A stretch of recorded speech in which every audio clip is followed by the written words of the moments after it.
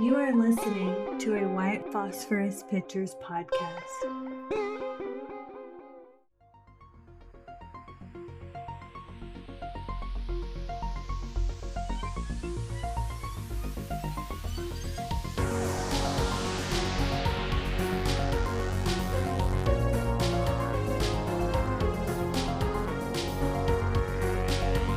Broadcasting under the night sky from the edge of an undisclosed jungle on the Gulf of Mexico, I'm Christopher Garitano, your voice in the night. For the next hour, allow me to be your guide into the bizarre unknown, the fantastic macabre, and together we'll journey to that borderland between fiction and reality, a place beyond all rational explanation.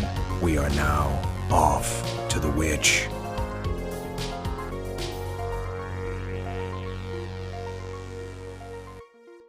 Hello, ladies and gentlemen, and welcome to another Off to the Witch newsletter. Things are getting really busy over here, but that's not going to make me neglect this podcast. I have big future plans for Off to the Witch. Just currently finishing up the very first Off to the Witch Presents documentary titled A Haunting We Will Go.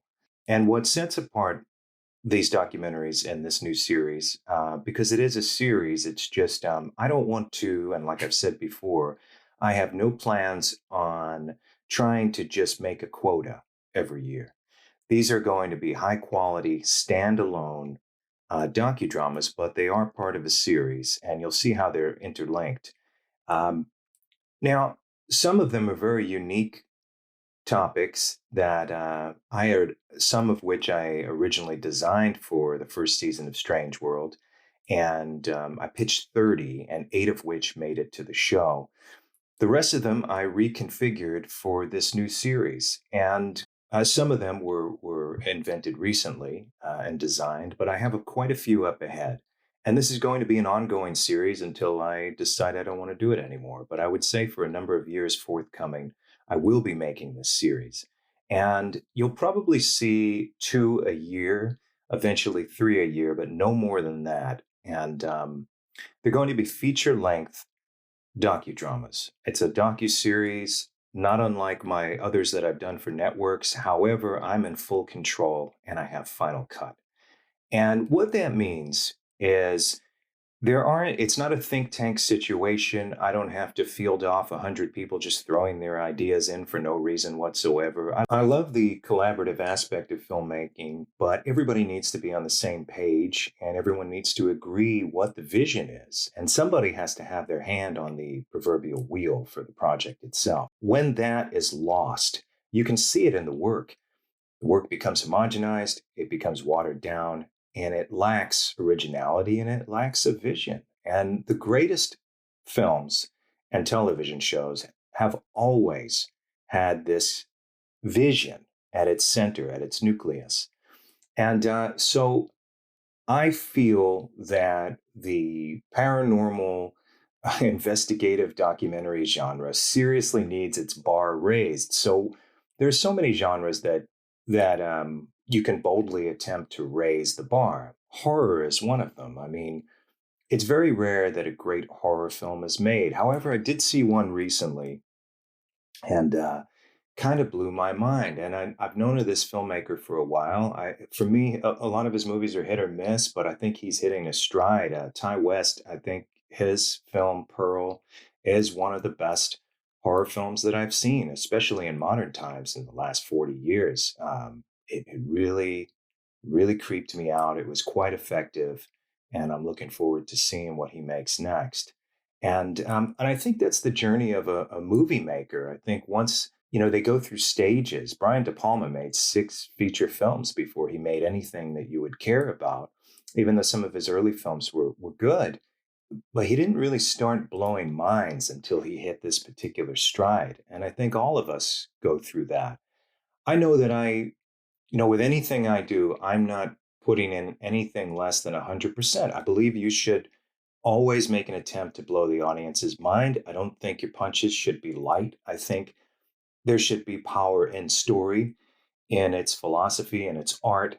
Be flamboyant, be over the top, be everything you can be for yourself and the audience. Those are the films that I've loved. And movies could be at a slower pace. Movies could be subtle, but they have to be powerful in their subtlety.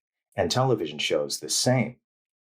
And the issue that I have with this paranormal thing is that it has nothing to do with what inspired me as a kid to be interested in the paranormal. So, A Haunting We Will Go is the epitome of all of that inspiration, of that nostalgia, of my obsession with not only ghost stories that I read about in books or saw in motion pictures, but also familial ghost stories.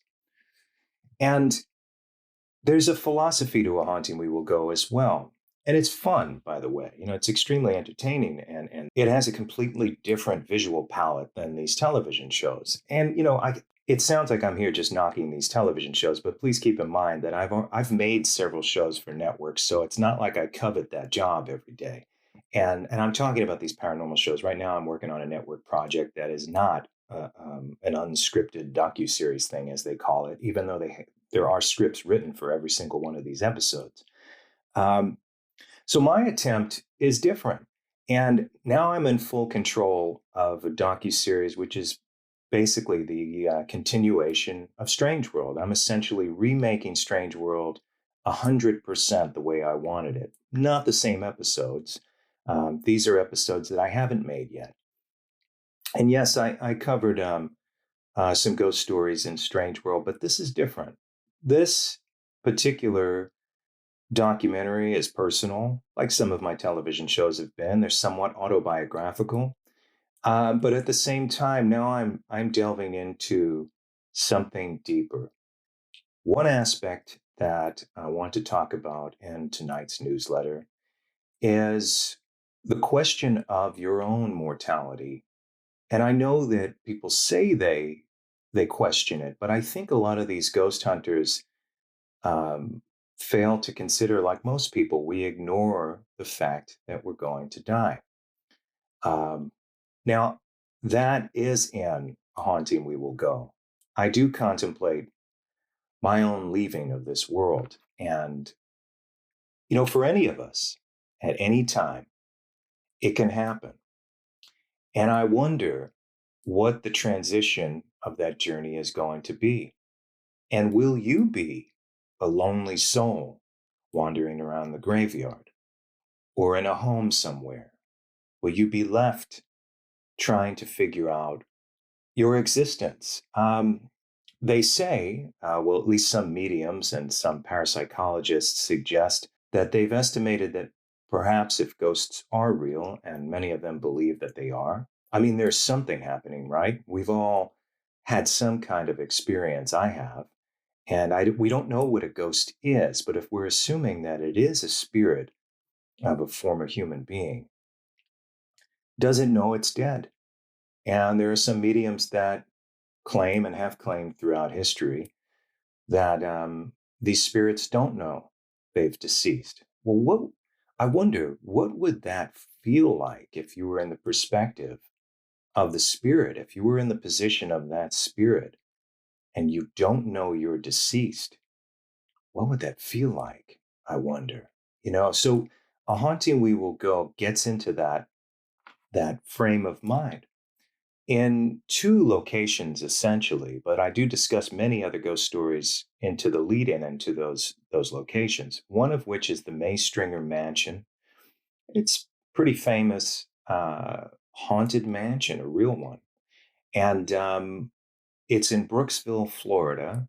It was a plantation house originally, but since then the town has been developed and it expanded. However, the house itself, the mansion, stands alone. And it began with a lot of people having experiences and seeing apparitions, feeling things in different parts of the house. I do explore the history of that house. It hasn't been overdone, that particular location, but I do it in such a way where I think the audience is going to appreciate how I approach each of these locations, because usually what you have in these television shows, and like clockwork, it happens the same way every single time. You have a few dudes that show up, they have a few devices, They scream and yell. You'll have night vision. They run around the house and, shaky camera and it's over.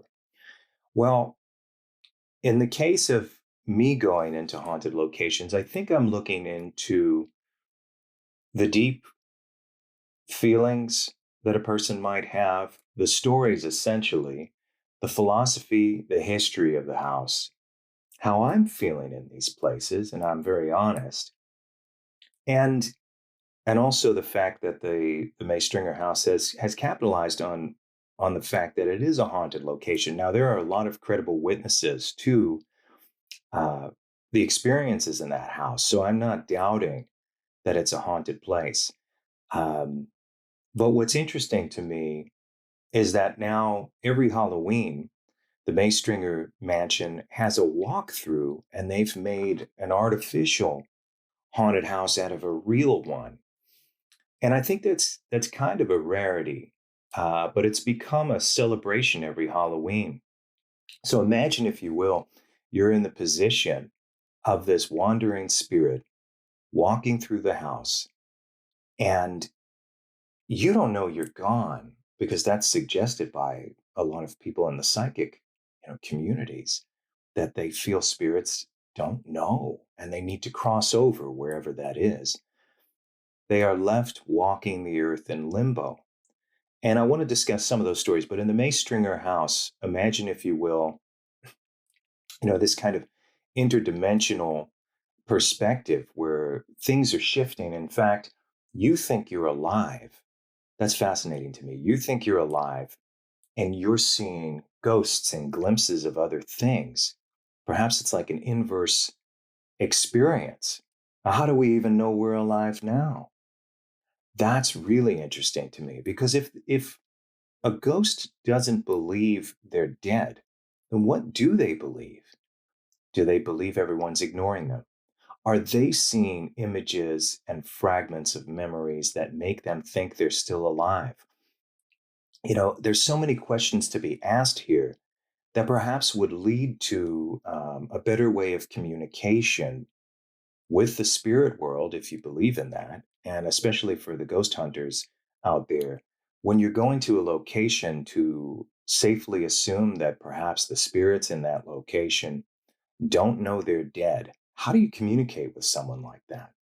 I guess to address it the best you can. And I know that some of the ghost hunters that I met in the process of making a haunting we will go, and there are some, but they portrayed in a very different way. I think, to be honest about the situation, as opposed to forcing a haunting, is much more interesting to me. I'm an audience member too, and I can tell you that when I see these guys faking it, when I see them yelling and screaming and they jump at everything that they see around the corner, I know it's not real.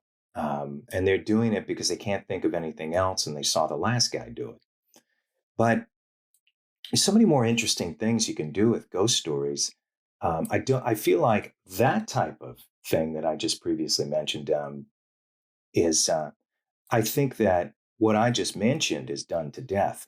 But approaching things with an open mind, with a vast imagination, and a love and curiosity for ghost stories, and intellectual curiosity, a creative curiosity, philosophical for your life, for your existence, existential curiosity.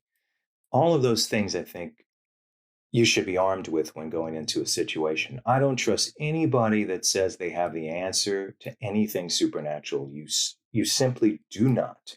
And anyone that claims they do, like I've said before, do not trust them. They are not telling the truth. They don't have the answers. But what we have picked up along the way are experiences. Okay. And I've talked about some of my own. But in any type of ghost hunting situation, one of which happened on Strange World, I try to, I try to exclude anything that might be psychosomatic. And I walk into a location clean and assuming that nothing is going to happen. Every now and then, out of the blue, you get a strange feeling in a location. It's inexplicable. And I think those are the things we need to pay attention to. Pay attention to your body. I believe your body has certain receptors that are triggered by things that are unseen. And what are they? And what is a spirit? And if a spirit doesn't know they're dead, then what's their perspective? Are they living in another dimensional plane? Are we crossing dimensions of existence? I wonder if that's what we're seeing. Are we seeing when we see a ghost, are we simply seeing another thread, another dimensional plane? Or are we truly seeing the discorporated spirit of a human being that once was? And so to try and assume the perspective, and there are several that fascinate me. Well, what if you are walking in limbo? You do realize you're a ghost, but but you don't have the answers. I mean, who's coming down to give you the answers? Who's crossing over to tell you exactly what's going on? Does a guardian angel come and tell you?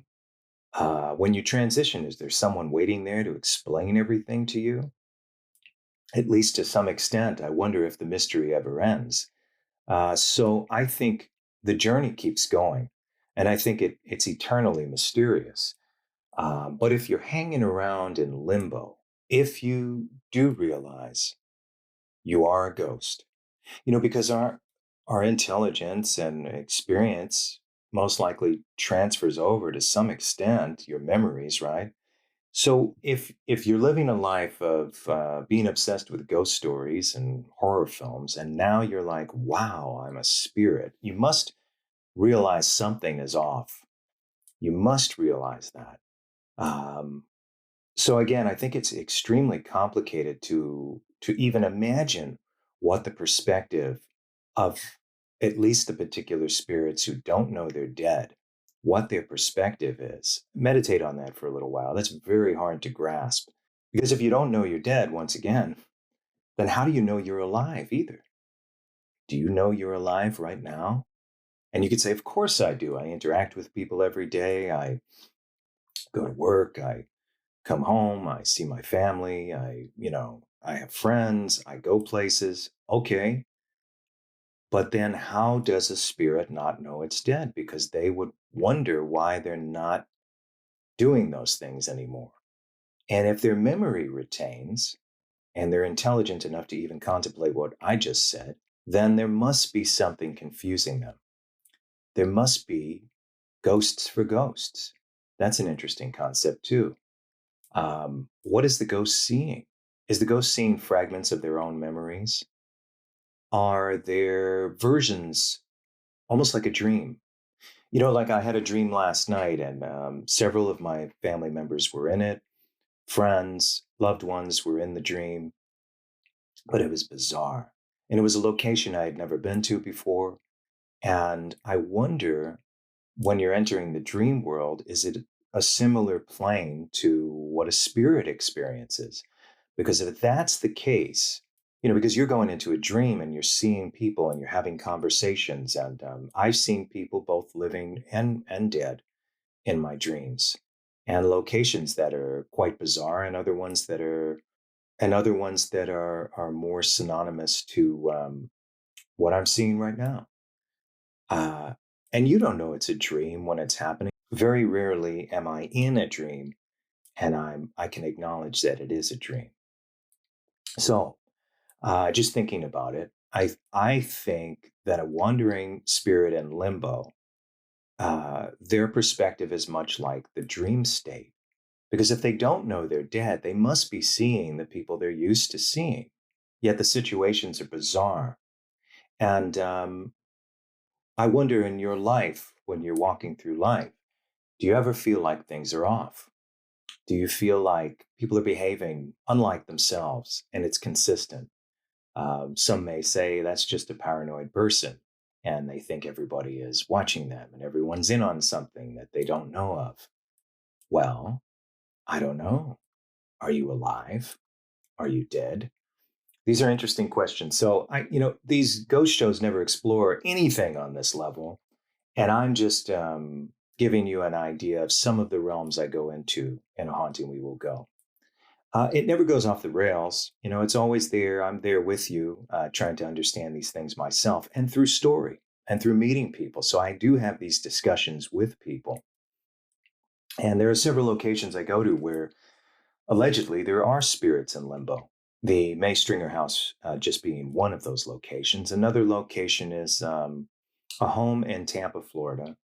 And there's a man who, Mr. Everett, who had passed away in that location. He fell, he hit his head, horrible wound. He bled all over the place.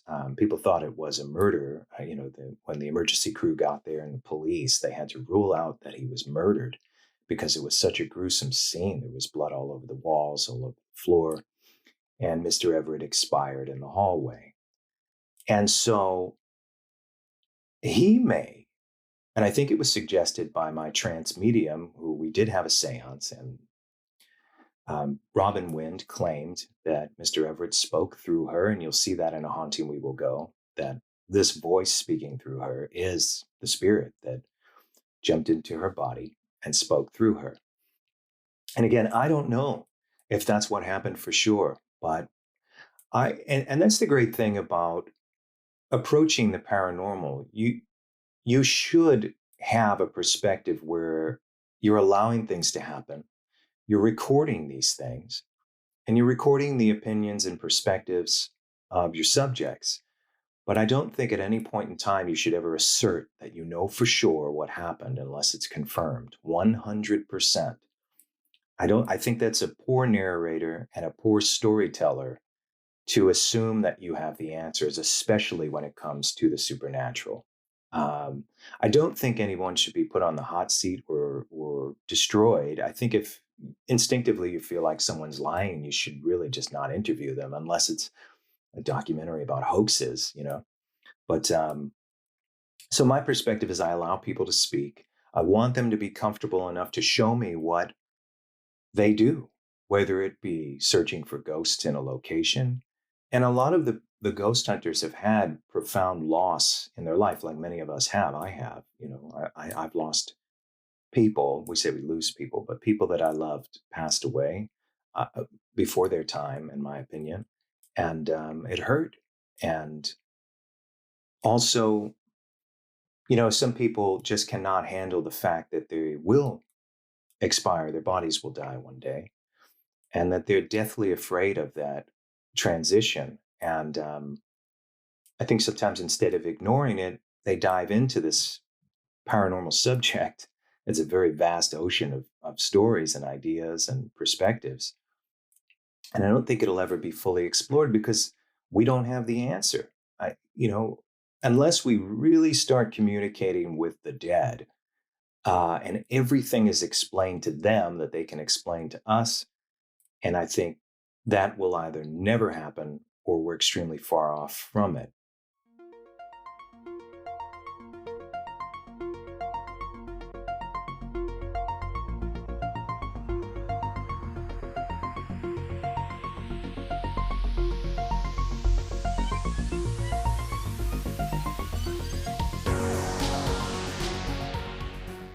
After these messages, we'll be right back.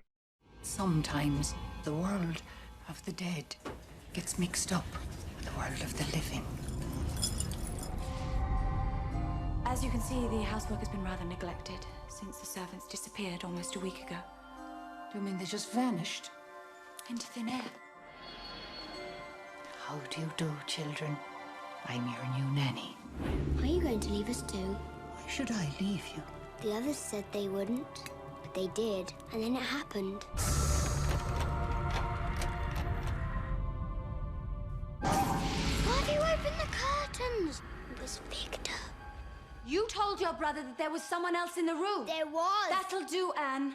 I've seen them too. Sooner or later, she'll see them. And then everything will be different.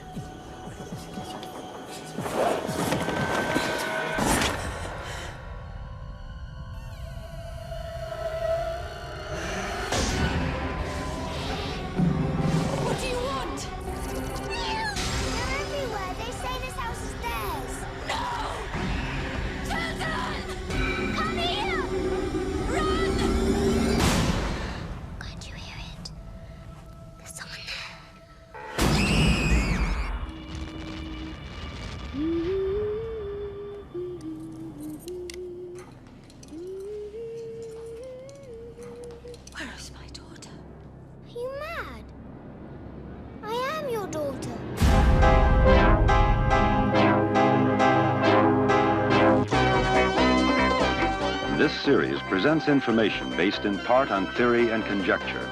The producer's purpose is to suggest some possible explanations, but not necessarily the only ones, to the mysteries we will examine.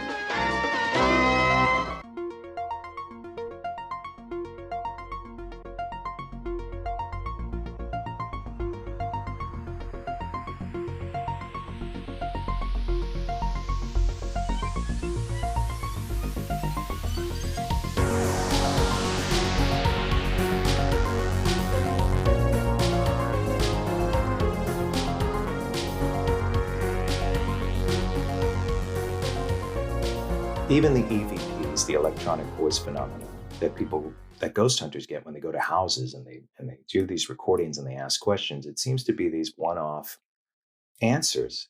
There's never like a full explanation, and I wonder why that is. Communication seems to be sparse. I'm not doubting the communication. I just feel like in all these years, let's just say in the last 20 years alone, because ghost hunting has been around, for over 100 years or more, I mean, like the idea of ghost hunting has been around a very long time. I mean, if you look up the stories of Harry Price, I mean, like he was ghost hunting well before Travel Channel turned into a ghost hunting channel. So and people will be doing this long after these networks expire and their stale approach to something as old as supernatural happenings dies off.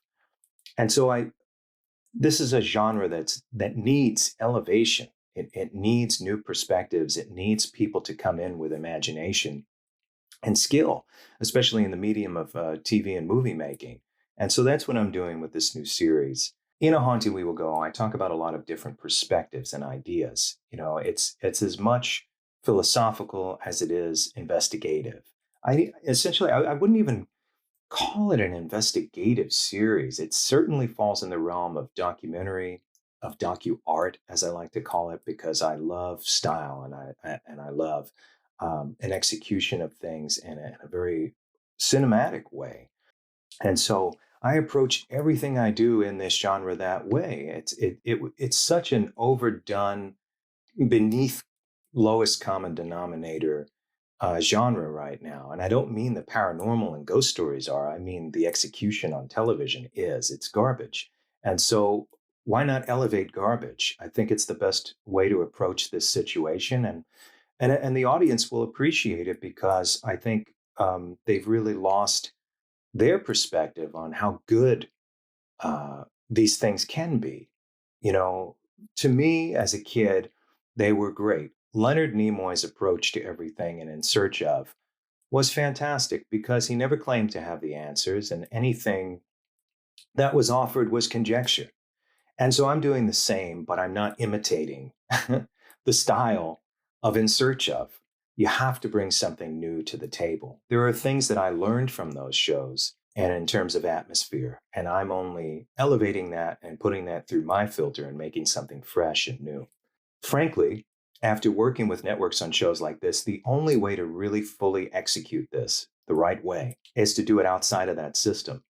But we're in a time now where distribution has changed, and for the better.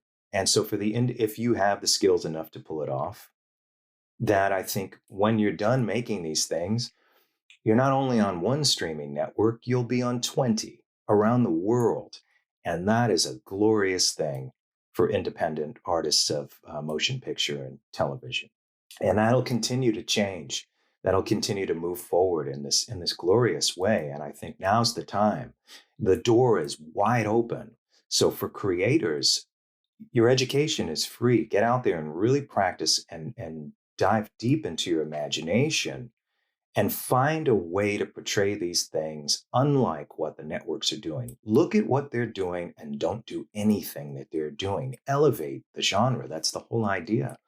If you continue just to make brand X versions of what they're doing, you have failed, in my opinion. And what's the point of doing it? Is it just so you're just another face that can be seen, or you can go and post Facebook posts up and say you did something? I don't understand the reasoning for it. So I believe in leaving something here for people, creating something fresh, inspiring the imagination, doing something that elevates the art form. And so,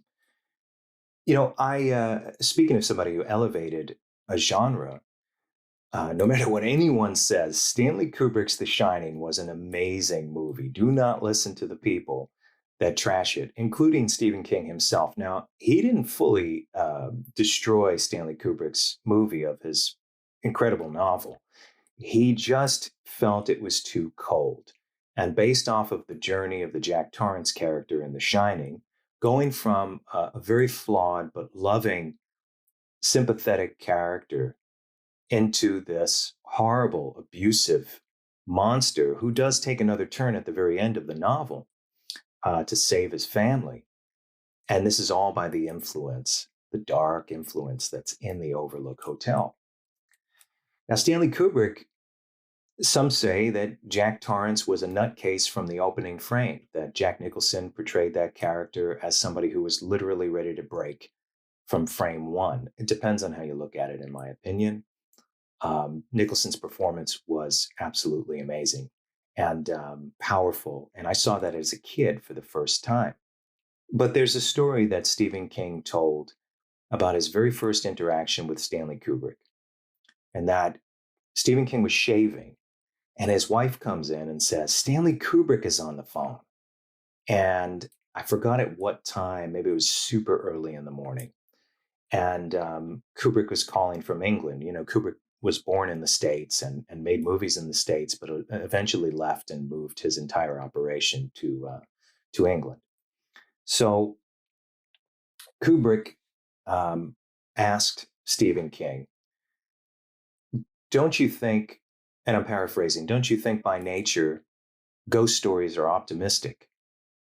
And Stephen King at first was like, what the hell does he mean? And he said, I'm not sure what you mean, Stanley. What do you mean by that? And Kubrick says again, well, you're assuming that we survive death. If this is a ghost story, then we survive death. And isn't that optimistic? Isn't that a positive thing? And then King thinks for a second and says, what about hell? And then Kubrick said, I don't believe in hell. That's interesting to me because Kubrick was a very intelligent man. I think Kubrick's reply to Stephen King's question was more of a biblical reference. He doesn't believe in the hell that was created for religion. However, a thinking man or a thinking person would assume that if you're looking into the idea of transferring through dimensions, that there could be some kind of damnation, even if it's coming from your own guilt. And at that moment, I don't believe Stanley Kubrick considered that. He also loved Stephen King's novel enough to make it into a motion picture. He was sifting through books, and he came to that book after many. An assistant of his said that he was hearing books hit the wall because Kubrick was reading through all these books. He wanted to adapt another book into a movie. And then when he came across Stephen King's The Shining, there was no noise against the wall. Stanley was captivated by that book. But as he went, he probably sat and criticized every idea in it before he made it into a movie. And he wanted to hear from the man himself who created the story. Stephen King and Stanley Kubrick didn't get along. And King didn't completely write off the movie. He said it was beautifully made and it was a gorgeous looking film and it was powerful. It just didn't have the soul that he put into his book. And he had every right to feel that way. However, it's a powerful film. And it does show what damnation could be on a psychological level. You know, the Jack Torrance character was carrying around all of this guilt. There is an energy and an influence that we're not considering.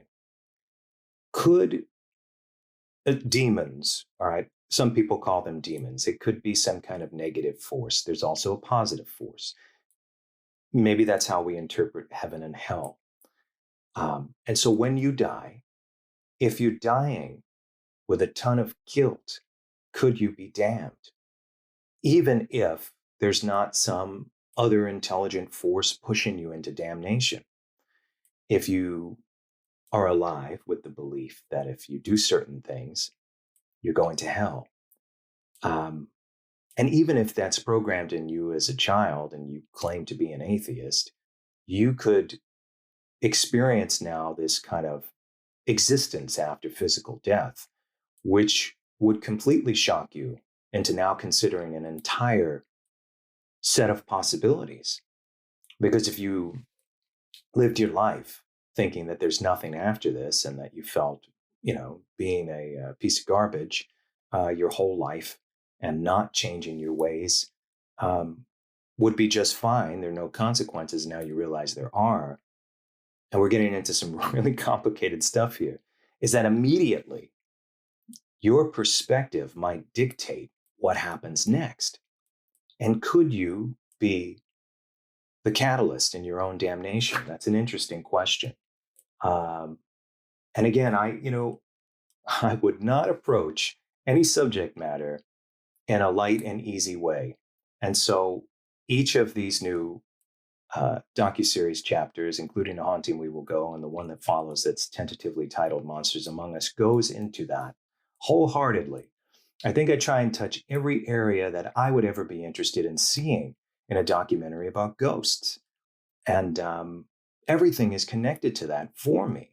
So it's the idea of becoming a spirit myself. It's the idea of, is damnation real? Will you be punished for things? Will you have to go through a series of self-examination? Much like biblical tomes and old ideas tell you that you'll be confronted when you cross the gates, so to speak. Well, is that a singular experience? Are you entering these gates? Are you now reviewing your life? People talk about that. It's a possibility. You see relatives. What is it? What's on the other side? Trust me, I'm not ready to go at this time. I want to live a very long life. But eventually, I am curious to see what is on the other side of this, because this is our this is our death right. This is our birthright. This is everything we need to see. If there's meaning in life, there must be meaning after life. If it's just simply that we're animals and we're perpetuating a species to keep going on, then I don't know. Why would we even be questioning this? So I do believe that there's much more to this. We've seen way too much evidence of it. These ghost stories wouldn't exist if they were just being made up. And I know there is something. I've seen something. A lot of us have. I've seen and heard it. I saw an apparition. I saw someone who wasn't supposed to be there walk from one room to another. And this is not an everyday occurrence. It only happened once in my life, enough to make me talk about it right now. And I heard a ghost when I was 14. And, thinking about it now, again, I get chills thinking about how profound of an experience that was. So when I see jackasses on TV going into a house every 2 seconds saying the demons are attacking them, I assure you it's a lie. That shouldn't disappoint you. I've said this before. It should not disappoint you. You should look forward to better minds approaching this subject matter that you hold dearly. And especially a lot of independent enthusiasts and ghost hunters out there. This subject matter should be elevated. Don't imitate what you keep seeing on TV. You don't need to keep up with these people. Change it. The only way you're going to be a great success is by offering something fresh and original. And the only way you're going to do that is to look deep into your own imagination and go in a different direction. That's the way you achieve something fresh. And this is the time we really, truly need it. Do not waste your time remaking the same thing over and over again. It's not going to work. If big deal, who cares how many subscribers you have? It doesn't mean jack shit to me. What means something is the work itself. That's what stands the test of time. You cannot be a slave to an app or an algorithm. It doesn't matter. It means nothing. It means nothing. What means something is the work, the power of the work, the originality of the work, and everything will come with that eventually in time. Do not fall victim to this current perspective, is that you have to chase algorithms online and be part of these little tiny competitive groups of people that no one really cares about anyway. So pay attention to everything you're doing. If you're going to put something out in the world, in the realm of television, in the realm of movies, motion pictures, do something original, get inspired. And the only way to do that is to get inspired through good literature, get inspired through good movies, really good movies. And there's some being made, in a variety of genres. Keep an open mind, read about history, think about your own existence, step away from the cell phone for a little while and walk outside. Go outside at night and sit and just think, clear your mind. These are beautiful things you can do for yourself. And it's going to enlighten your spirit ultimately, because to look into the paranormal, to look into the supernatural, and to contemplate ideas of the afterlife is a journey of self. It's a journey of your own personal philosophy. And you should learn something from it. It shouldn't be this repetitive, so-called boots on the ground perspective. Like, I don't even know what that means. Look, great, go to a location, you walk around. That's fascinating. But I think you should start using the thing you have in your skull and come up with some new ideas, some new perspectives. I can think of things in a 20-minute period that nobody is doing. And then the next day, I can take another 20 minutes and think of things that are not identical to what I thought about the day before. That's because I dive into my imagination, I open my mind, and I come up with ideas. We used to be amazing for that. Human beings would, especially people that didn't have an into cliques and communities in terms of Hollywood and television, like they were forced to be inventive. And that's what you should do. Be inventive. I promise I practice what I preach. I am pushing myself to be as original and inventive as possible. So I suppose a thing to meditate on is what happens when you die. And I know a lot of people claim they think about these things, but do you really? Have you thought about your perspective as a spirit? Think about that for a little while. It doesn't have to be depressing. It could be an interesting perspective. It could be enlightening. I wouldn't focus so much on your own actual death. I would just focus on what it would be like to be this disembodied spirit and not know it. That's my question for tonight. How is it that a spirit doesn't know? And I'd love to hear your explanation. You can contact me in a variety of ways. You can even write it on the comments, whether it be on YouTube or Spotify or wherever, what you think a spirit feels. How does a spirit feel? I know that there have been motion pictures about that perspective, one of which is the movie The Others with Nicole Kidman. That was quite a movie because the entire movie, the family doesn't know they're dead. There might be little clues and hints here and there. But essentially, it's a family experiencing a haunting. They're seeing other ghosts. They're seeing the haunting of different dimensions. I think it was done really well in The Others. Check that movie out. I think that was a great perspective on ghosts not knowing they're actually ghosts. And I love that idea. And I think we think too much from the outside perspective and not trying to fully understand maybe what the spirit is going through, and perhaps that would allow you to communicate with them even better. And another thing I think about is that, are there spirits for spirits? Is it not just this weird interdimensional perspective that they can't get a full grasp on, but also, are there other spirits that you're running into? Darker spirits. That's been portrayed in cinema and in story before. But I wonder if, let's say, your spirit's haunting a house and there's something else that visits, because now you're exposed to a completely different dimension and maybe even more vulnerable than a human, I wonder. So I don't think all your problems are solved once you're gone. I think, once you cross over, all your worries are gone. I don't believe that. I think you're entering an entirely new realm with a whole new set of rules. And so to make a ghost documentary from that perspective is something you're about to see. In part, it's very traditional at times, The Haunting We Will Go. It's very nostalgic at times.